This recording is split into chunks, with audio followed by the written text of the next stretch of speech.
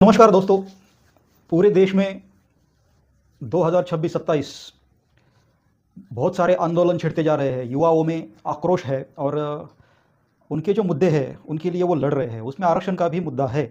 Reservation का मुद्दा वैसे तो 75 साल से चला आ रहा है। बहुत सारे आंदोलन इस देश में हुए हैं, बहुत सारी जानें भी चली गई है और आज भी वो मुद्दा कायम है और बच्चे आज भी मांग उठा रहे हैं कि आरक्षण हटाओ। या फिर 90% लोगों का ये भी मानना है कि एटलीस्ट गरीब जो बच्चा है उनके लिए आरक्षण दिया जाए, ताकि जो बच्चा 2 बार मेरिट में आता है और फिर कोई आधे मार्क लेके उसके मार्क या उसका हक छीन के चला जाता है, तो उसको जो दर्द और पीड़ा होती है वो सह नहीं पाता और सुसाइड कर लेता है।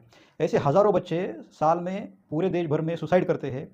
उस पर चर्चा नहीं हुई और ये मुद्दा सोशली सिमट कर रह गया और दूसरे ट्रैक पे चला गया और जो पॉलिटिकल पार्टियां हैं उन्होंने इसे अलग तरीके से मोड़ दे दिया मीडिया से और जो असल मुद्दा था वो सामने नहीं आ पाया। तो जो जिनका दर्द था वो अभी उसको सामने लेके आ रहे हैं और आरक्षण के लिए मांग कर रहे हैं। ठीक है, उनका हक है। संविधान ने डिसाइड करना है कि किस पे अन्याय करना है, किसको न्याय देना है।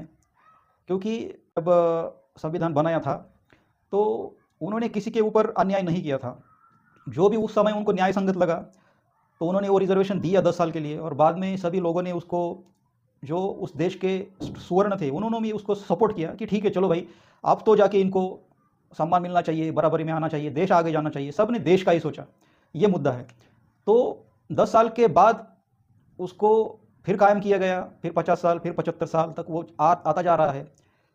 और पॉलिटिकल पार्टियों के लिए वो एक आरक्षण यानी ट्रॉफी की तरह है कि उसी मुद्दे पे उनकी खुर्चियाँ टिकी रहती है। तो सवर्ण के बारे में कोई बात नहीं करता। तो बच्चों में आक्रोश होना ठीक बात है, उनका अधिकार के लिए वो लड़ रहे हैं।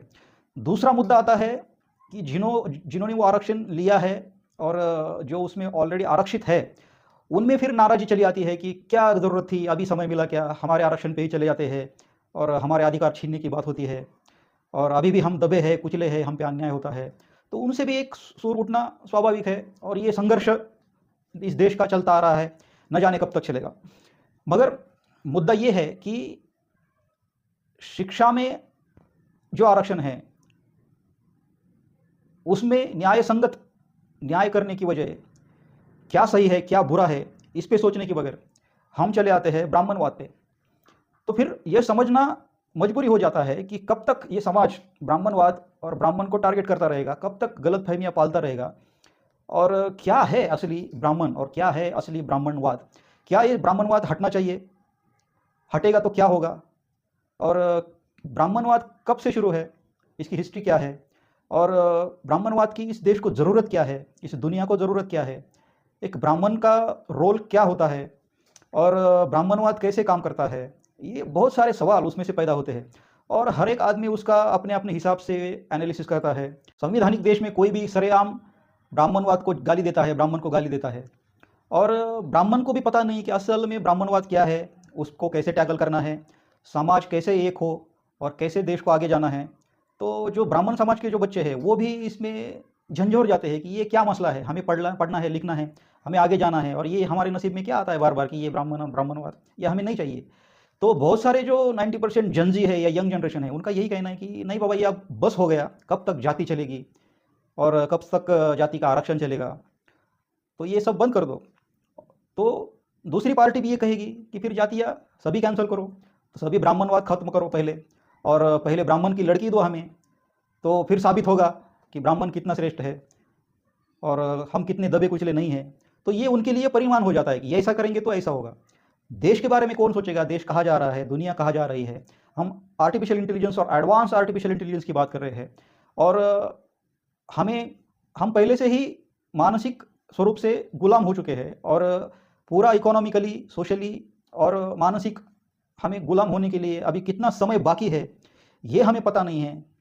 उसके लिए कैसे फंडिंग आती है, दुनिया कैसे वर्क करता है बैकग्राउंड में, जो डीप स्टेट है उसका नेक्सस कैसे चलता है, ये हमें पता नहीं है। हम उसी प्रॉब्लम्स में उलझे हुए हैं, तो इस पे बात करना ज़रूरी हो जाता है। दोस्तों, वीडियो थोड़ा लंबा होगा क्योंकि ये जो मुद्दा है बहुत समय से चला आ रहा है और बहुत बड़ा मुद्दा है, तो इसमें डीप में जाना बहुत ज़रूरी है। अगर आपको ब्राह्मणवाद और ब्राह्मण पे पूरा एनालिसिस और अच्छे से क्लैरिटी चाहिए, भले आपको गलत लगे तो आप आपका विचार लेके आगे चल सकते हैं या कमेंट बॉक्स में लिख सकते हैं, आपको पूरी आज़ादी है। मगर मेरा ये कहने के पीछे, ये पूरे मुद्दे आपके सामने लाने के पीछे यही मकसद है कि आने वाली जो पीढ़ी है वो तो आखिर इस देश को अच्छे से समझ सके। अंग्रेज़ों ने हमारे पर नज़रों के ऊपर जो पर्दा डाला, वो पर्दा उनकी आंखों पे भी लेके उनकी ज़िंदगी बर्बाद ना हो, इसीलिए ये बोलना क्रम प्राप्त हो गया है। क्योंकि देखो, किसी भी जाति और किसी भी कम्युनिटी का बच्चा हो, कोई ब्राह्मण हो या कोई दलित हो, आखिर इस देश का बच्चा है वो, ये हमें समझना पड़ेगा।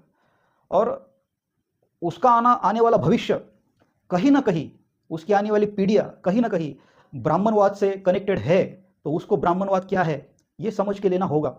दूसरा हमारा बहुत बड़ा मुद्दा होता है धर्म का, और धर्म से रिलेटेड ही फिर आगे हम जाति में जाते हैं। तो धर्म का छत्र सबके लिए कितना ज़रूरी होता है और धर्म की व्याख्या क्या है, वो तो दुनिया में बहुत सारी व्याख्या उसकी की जाती है। और जो इस देश के असली गुरुजन हैं, असली गुरु है, जो गुरुपीठ है, वो उसकी धर्म की व्याख्या सही से और बराबर करते हैं, जो व्याख्या पॉलिटिकल लोग आपके सामने नहीं आने देते। और मनुवाद को और मनुस्मृति को आगे करते हुए उनका एजेंडा पूरा चलता रहता है। तो इसमें से कहीं ना कहीं हमें आगे निकलना होगा और ब्राह्मणवाद को अभी समझना होगा।